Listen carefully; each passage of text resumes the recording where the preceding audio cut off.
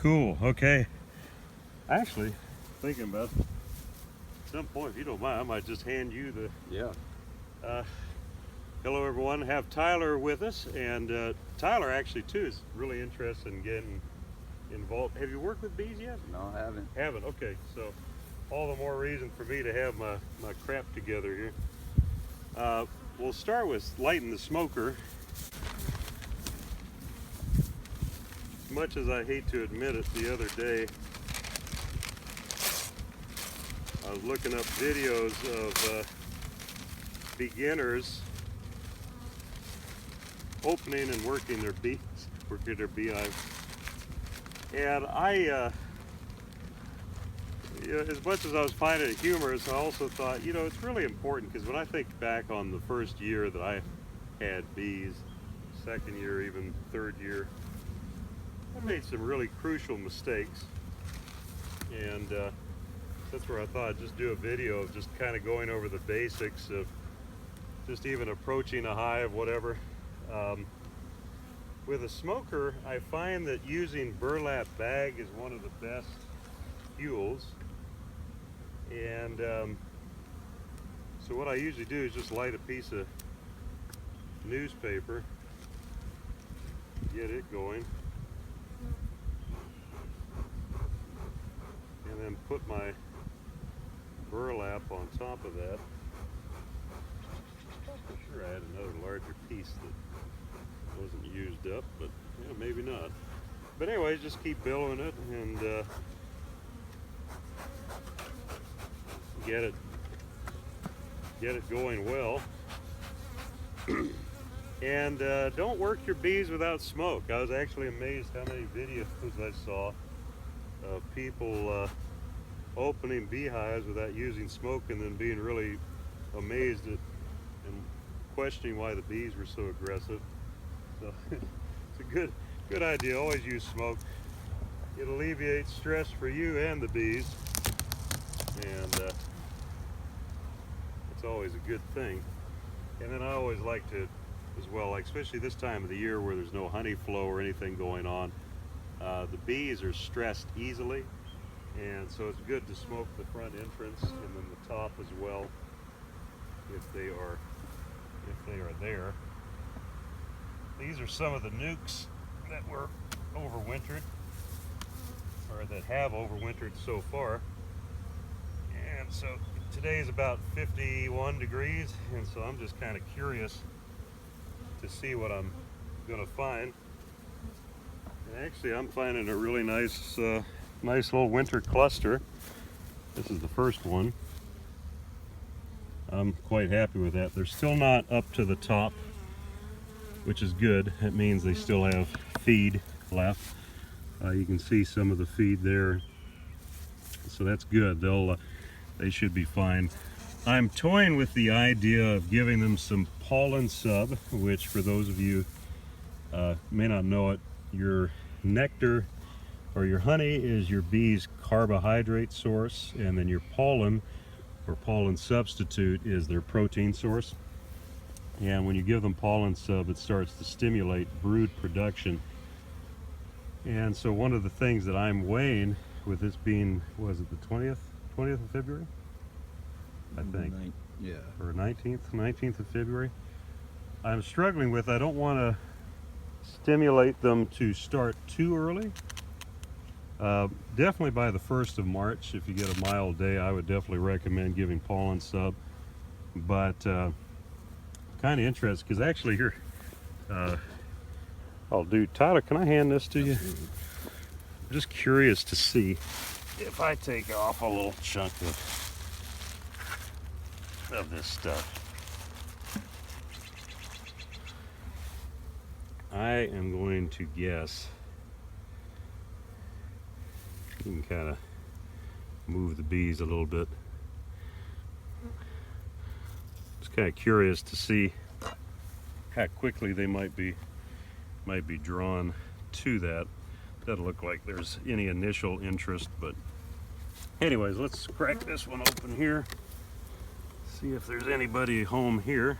Okay, that's definitely a way smaller cluster. That's probably That's, it might make it, but I'm gonna kind of question. Let's see. Pull a frame, find out. The oh, there's that other piece of burlap. I thought I had it. There it is. That's the smoke. Your brood is going to be in the middle of the hive, and so that's where I'm wanting to check out. I'm not really concerned on what I see in the outer frames.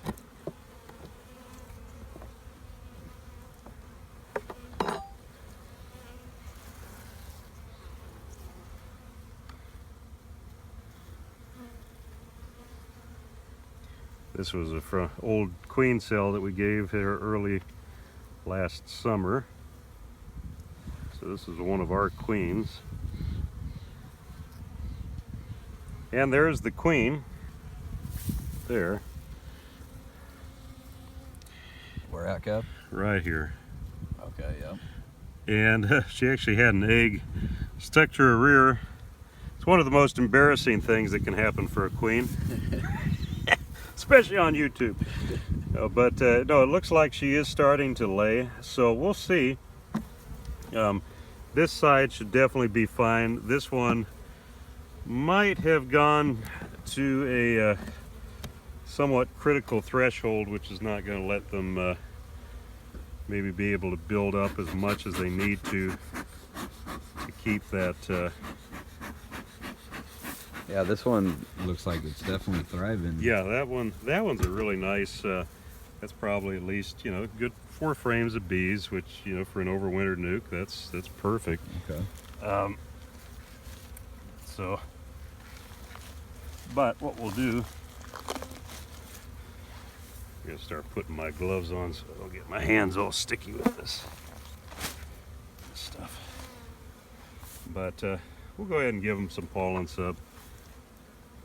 Put this back on. The pollen sub I'm using is NutriBee, which some of you have heard me talk about before. It's developed and made by a gentleman's name, Keith Jarrett, down in California. Brilliant guy as far as with honeybee nutrition. Yeah, see, they're starting to get onto that. But we'll close them up. We'll kind of give you another little preview here of something else that we're doing today, and that is that we're putting the probiotics in the hive. This is from the company in Milwaukee. There's a brand name that Man Lake uses as well, and I always get the names mixed up, but this one, Strong Microbials, there we go, Strong Microbials DFM. It's just a white powder. It's they've done is put microbes, beneficial bacteria, different nutrients mixed in with powdered sugar, and then they send it to me in bulk. You can get it though in packages as small as just 10 treatments. But they sent me this really cool thing that they fabricate that uses compressed air to distribute it through the hive. Let's see here. So kind of give you an idea. I'm supposed to use a teaspoon, but I mean for purposes here. It just makes a cloud, creates a cloud, and so it's pretty easy for us to go in the entrance here and just do that. I wouldn't ask the bees how crazy they are about this, but kind of look at it as taking your doctors or taking your kids to the doctor, May not be necessarily the most positive experience for them, but hey, you know what? It's good for them. And so That's some great analogy right there. yeah, exactly. Yes, and you know, the bees can kind of kick and scream like kids sometimes. But yeah, just put in the entrance.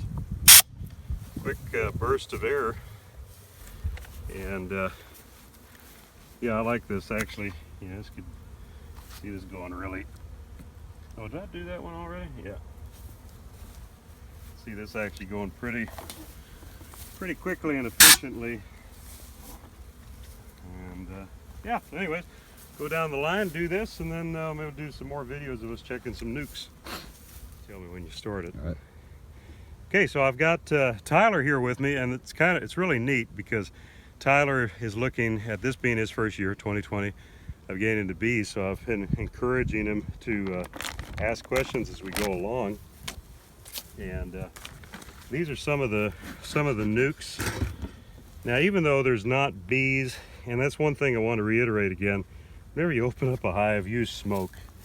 And because once again, especially this time of year where there's no flow going on, when somebody starts knocking at the door, it definitely is a source of stress for them. So what are we doing here, Kev? Just looking at the strength of the hive? Yeah, I'm just kind of curious, and what I'll do, actually, let me switch sides with you. What we can actually do is take a look at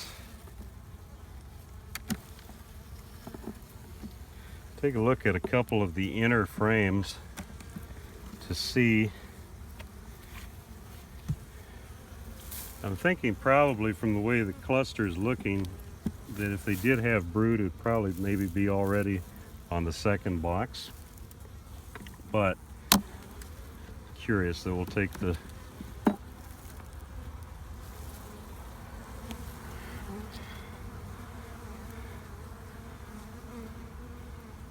so it's not looking, there's no cap brood. And you know, if it's a sunny day, if you have the sun to your back and you hold it up, you can actually see clearly into the cells. Okay. And I'm seeing some eggs, but not anything too exciting. So I'm just going to put these girls back together. The other thing too I'm gauging when I'm checking the bees this time of year is obviously the weight. Just to make sure that they have enough feed. This has got still a solid number of, or solid amount of feed in it, just judging by the weight. So how many times do you feed per winter? Is it once a month? So the big thing you want to try and aim at doing is to always do your feeding in the late summer. That's just water that's collecting those feeders. You want to do all your feeding in the summer, late summer. Okay. And that gives them a chance to cure the nectar. If you run into a situation, this is another good cluster. Yeah. If you run into a situation where you're needing to feed the bees this time of year, the best thing to use is like powdered sugar or fondant, actually, like what they use in baking. I swear sometimes I think the smoker's gonna choke me out. Now this one I'm a little more curious to see what we have. And once again, when you're taking frames out, you really want to be sure that you're lifting them straight out so that you're not accidentally crushing bees. Okay. It's really easy for me, and I do this all the time. It's really easy if I'm distracted or in a hurry to kind of start, Right. and, and you'll start crushing bees, and then the bees will start getting a little antsy, and you'll be wondering, why are they so angry? The reason they're angry is because they sense that a bunch of their friends got crushed, and they're kind of trying That to looks figure pretty out, good, huh? trying to figure out what's going on. Yep. Cool thing is, they're still broodless. And the reason I say that's a cool thing is I am going to come here in the next day or two and do an oxalic acid treatment so that and that's for mites? That's for mites. Okay. And oxalic acid kills mites on contact, and I mean there might be a residual for a day or two afterwards, but it's more or less for on contact kills. So if you don't have brood, there's some. And is that just a one treatment process, or are you doing that throughout the spring? Well, for this time of the year, we can actually just get away with doing it once. Okay. Because there's no, well, there's some capped brood here, but not much. But there is eggs. So the neat thing is, because like I was actually saying earlier there, when we were doing that microbial blast into the hive here, I noticed some bees were bringing in pollen already. So they're getting that sense that, hey, you know, spring's coming. Spring is on its way. That's awesome. Yeah, so this is a perfect time to take advantage of them being broodless, or at least without capped brood. And so yeah, we'll take a bit. That's a good winter cluster for a nuke. Like see here on the other side, decent amount of bees. Smoke them back up. Yeah, try to explain to everyone what brood is. So brood is your larvae, or your baby bees, and of course it goes through stage of egg to larvae to pupae, which is when it's capped, and then it hatches. And mites, which is the biggest #1 enemy of beekeeping by far right now, mites reproduce in the capped stage. So that's where there's a couple of treatment options that we can use that go through the wax and go through the cappings, but ultimately most of our really effective treatments, the mite actually has to come into physical contact with it. Okay. And so that's where, like, see, we had horrible results using oxalic acid here a couple of years ago, because there was just no brood, or I'm sorry, it was not broodless yet. And so so there wasn't enough mites killed during our treatment period, and so the mites got a bunch, or the bees got a bunch of viral issues, and ended up being very unhealthy. So this was one of the weaker colonies I kept back from California. It actually still looks decent enough, like that should. This is still kind of a sensitive period for bees. I mean, really until the beginning of April, you sometimes are not sure exactly what you're going to be left with. And so it's kind of neat today to just sort of go down. It's mild enough we can crack some hives. And like I said before, if you lift the top and you don't see anything immediately, don't necessarily think that your bees all died. A lot of times it's a good sign, because the cluster is not this high yet. What that usually indicates is that they just haven't taken up or used enough stores to move that far up. So here's a perfect example of that. So I'm not even going to bother really getting any deeper into them than that. Did you want to put some of that pollen in? I think I'm gonna wait. If Okay. they've got a pollen source, I'm gonna wait till the end of this month or the first week of March just to be on the safe side. Because you know, too, there's the economics of, Yeah, for sure. you know, you don't want to. Still, this is still a good vetting period, you know, to see what colonies are going to make it, what colonies aren't. And so I would just say, wait till the first week of March. Okay. See what you have. The bees that are still looking like they have a decent cluster, you know, we'll go ahead and come over here to this this one. This is the nuke that we've been following through a season. Kind of curious to see what's going on here. You can see they got a good winter cluster.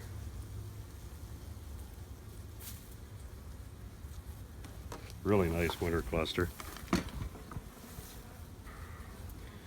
Once again, I'm going to try and move more into the middle. It's always best. I'm kind of being a little quick here, but it's always best if you're going to inspect a hive to take the outermost frame out that gives you space, so you don't have to worry about rolling bees against each other. But So I don't know.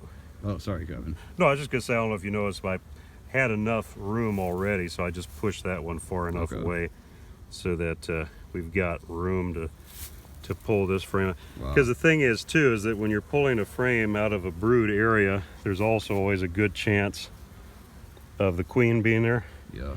And you don't want to kill the queen, especially this time of year. That looks pretty good, doesn't it? That's a really good, yeah. They've got they've still got some capped brood here. And so how often are you inspecting your hives, Kevin? Is so this a daily thing, a weekly? This is the spring, summer, fall, once a week. Okay. Especially when you're just beginning, because I think the biggest, somebody made this connection for me a few years ago, and I think that's so significant, and that is that, and they're still really good weight, so we don't have to worry about, shouldn't have to worry about them starving. But yeah, they're livestock. You know, somebody made that connection, and that's been so helpful to me and explain it to other people, because a lot of times well-intentioned people have the thing of, you know, wanting to be holistic in their approach to bees and do treatment free and do you know, minimally invasive to the bees, when what they're actually doing, because bees, whether for the better or for the worse, where we are right now, is they have been domesticated in the sense of us through practices making them somewhat reliant on us for consistent survival, such as, you know, treatment of mites and what have you. Yeah. And so, like I said, I mean, the debate of whether that's for the better or for the worse, that can be ongoing and should be ongoing. But for right now, when you have bees, you need to be active in managing them, because what happens is that for those people who do not treat, those bees that are crashing from not being treated, having diseases, viruses, etc., get robbed out from those of us who do manage them, and then it infects our bees. And so you have to, you know, in an ideal world, you're hoping that everybody around you that has bees is treating at the same regular times, roughly, for mites, for different treatments, so that you can isolate disease. It's kind of the same thing CDC does. Right. And so anyways, yeah, here, let's see. Let's crack open one more here. Okay, once again, well, a little bit of activity. Okay, no, I can see bees here on both. They're starting to peak. Now, obviously, on one hand, I'm happy to see that. On the other hand, it starts to make me question, okay, are they going to have enough stores to keep, you know, to make it till April? And the way we judge that is by weight. For these 4-frame nucs, okay, yeah, a smaller cluster, but it still probably weighs about 15-20 pounds. They probably have 8 to 10 pounds left of feed, which for this size cluster should be sufficient. Keyword should be.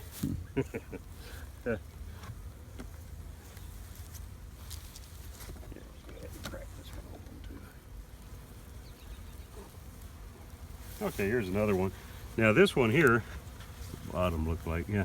This one here is lighter, so I would probably, what I'm going to do is put a little mark with a Sharpie on this side of the lid. Just maybe put an L, L for light, so that we can come back. And the neat thing is that when Bo and Chris were doing frame sorting for me, they found probably about 12 or 14 boxes that were full of feed, frames of feed. And so you get a mild day like this, what you can do is actually just take out one of the empty frames, give them a frame of capped feed. And but otherwise you want to do the granulized sugar or something, something similar to that. But yeah, anyway, any other questions, Tyler? I'm just trying to take it all in. It's just out there, inspecting your hives, and you got to be hands-on, right? If you want good. Be hands-on. Yeah. And I mean, there's so much to learn. It's just like anything else. You jump into you get back what you put in. Yeah, totally.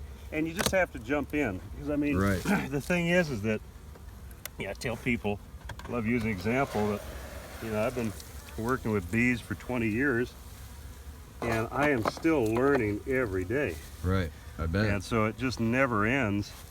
So you can't let that intimidate you. It's easy to let it intimidate you, but you can't. Just jump in. Expect to kill your bees the first couple of years. I definitely killed mine the first couple of years. And that's just par for the course. Oh, and the other thing too is getting stung. It always sucks. Yep. But funny enough, I remember, I think it was like my 5th, 6th year or something like that. I always remember the dread of it, the first sting of the season being worse than the reality. And once again, the more you work with bees, the more it just becomes a point of where it's not a big deal. You're gonna get stung, right? You're gonna get stung, and there's some times when you get stung, I don't know what it is, whether they hit a nerve or whatever, but it can just almost take your breath away, just for a couple of seconds. But that, I know, I remember the old crusty beekeepers who used to train me used to always make a point, it gets the point, it's like a mosquito bite, blah, blah, blah. I have never experienced that. It always hurts, but like I said, you get... It just comes with the territory, right? Well, it just gets to the point where it's not a significant thing. And two, the more you work with bees, the more you learn their behavior, you learn their signs, what they're trying to communicate. It's like this time of year, once again, without any nectar flow, you have to understand, I mean, bees are very much like humans in the sense of, if you're huddled with your family in a place just trying to survive severe weather conditions, you're going to be a lot more aggressive towards somebody ripping your home open. Absolutely, yeah. Than if, everything's going great, it's the middle of summer, and, some strangers stop by. There's not going to be quite the element of aggression. Even then, though, you're still gonna be on the lookout of why are these people here. So that's where it's really good to, just continual learning of reading bees' behaviors, their moods. And so I do have a couple questions about the boxes. Yeah. What's the pros and cons of having the 2 separate boxes opposed to one big one? Yeah. So the only difference is just the efficiency, that these are smaller colonies that we start usually later in the year to overwinter. They don't take as much resources as the larger population does in the full-size box.